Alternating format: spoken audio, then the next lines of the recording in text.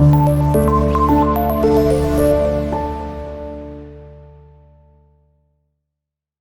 السلام علیکم. آج کا ہمارا ٹاپک ہے مسلم سائنٹسٹ، اور آج کے لیکچر میں ہم نے مختلف مسلمان سائنسدانوں کی کنٹریبیوشن کے حوالے سے پڑھنا ہے کہ ماضی میں گزرے ہوئے مسلمان سائنسدانوں نے بایولوجی کی فیلڈ میں اسپیشلی کیا کیا کام کیا، کیا کیا کنٹریبیوشن کی. ہم سب سے پہلے بات کریں گے جابر بن حیان کی، اس کے بعد عبد المالک اسما صاحب کی، اور finally will be talking about Abu Ali سینا.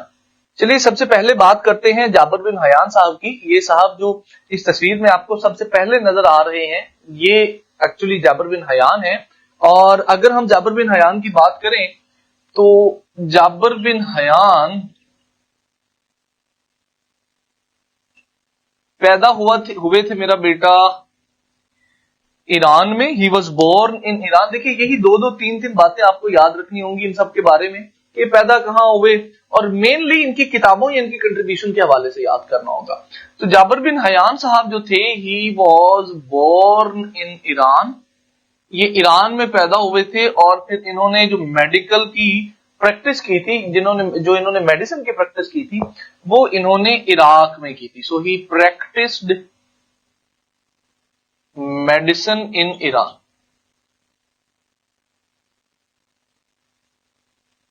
ایران میں پیدا ہوئے اور عراق میں انہوں نے میڈیسن کی پریکٹس کی. یہ جو ایران اور عراق کے علاقے ہیں میرا بیٹا، یہ بیسیکلی مڈل ایسٹ والا ایریا ہے. ایران مڈل ایسٹ سے ٹچ ہوتا ہے. تو ایران میں یہ پیدا ہوئے. اس وقت اس زمانے میں اس کو خراسان کہا جاتا تھا، اور انہوں نے پھر عراق والے ایریا میں جا کے، جس کو اس ٹائم بغداد کہتے تھے، وہاں پر میڈیسن کی پریکٹس کی. ان کی کنٹریبیوشن کے حوالے سے آپ کو ان کی کتابوں کے نام یاد کرنے ہوں گے. جابر بن حیان صاحب جو تھے، انہوں نے 2 کتابیں لکھی. ان کی ایک کتاب کا نام تھا النباتات، اور ایک کتاب کا نام تھا الحیوان. یہ جو النباتات کتاب تھی یہ پلانٹس کے بارے میں تھی، اور یہ جو الحیوان کتاب تھی یہ میرا بیٹا بنیادی طور پہ اینیملز کے بارے میں تھی. یعنی انہوں نے ایکچولی ایک اینیملز پہ کتاب لکھی اور ایک پلانٹس پہ کتاب لکھی. یہ ان کی بایو میں کنٹریبیوشن ہے. اس کے علاوہ کیمسٹری کے اندر تو جابر بن حیان کی بہت زیادہ کنٹریبیوشن ہے، بٹ ہم بیکاز ابھی بایو پہ فوکس کر رہے ہیں تو ہم اس کو ڈسکس نہیں کر رہے. انہوں نے سلفیورک ایسڈ، انہوں نے ہائیڈروکلورک ایسڈ دریافت کیا، انہوں نے ایکواریجیا بنایا، انہوں نے جناب جو ہے بہت سارے کسری کشید جس کو ہم کہتے ہیں ڈسٹیلیشن، اس کے پروسیسز بتائے. تو کیمسٹری میں تو ان کی بہت زیادہ کنٹریبیوشن ہے، but now we are focusing on biology. Jabir bin Hayyan کے بعد اگلے مسلم سائنٹسٹ جن کا ذکر ہمیں اپنی کتاب میں مل رہا ہے وہ ہیں بیٹا عبد المالک اسما. عبد المالک اسما صاحب جو تھے، ان کی بھی بہت زیادہ کنٹریبیوشن ہیں بیٹا بایولوجی میں. انہوں نے بیسیکلی کچھ کتابیں لکھی تھی جن کا انڈرسٹینڈ کرنا، جن کا آئیڈیا ہونا آپ کا بہت ضروری ہے. یہ جو دوسرے صاحب ہیں ہمارے پاس، یہ عبد المالک اسما ہیں. انہوں نے ایک کتاب لکھی تھی الابل. ایک کتاب انہوں نے لکھی الخیل. خیل جو ہے یا خیل جو ہے وہ ہم گھوڑے کو کہتے ہیں عربی میں. تو یہ کتاب جو تھی یہ گھوڑے کے بارے میں تھی.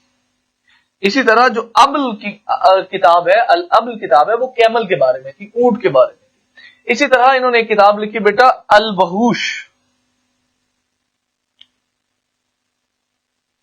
یہ کتاب جو تھی الوحوش بیٹا، یہ اینیملز کے بارے میں تھی، اور انہوں نے ایک کتاب لکھی جس کا نام تھا خلق الانسان.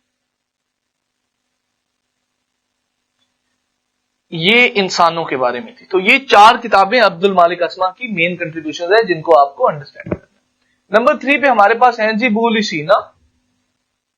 یہ بیسیکلی ایک فزیشین تھے. ابو علی سینا یہ میڈیکل ڈاکٹر تھے، ایک سرجن تھے، اور ان کی جو مین کنٹریبیوشن ہے بیٹا وہ سرجری کے حوالے سے. جو تیسرے صاحب ہیں ہمارے پاس وہ ابو علی سینا. انہوں نے بنیادی طور پہ ایک کتاب لکھی بیٹا جس کو کہتے ہیں جی القانون فی الطب.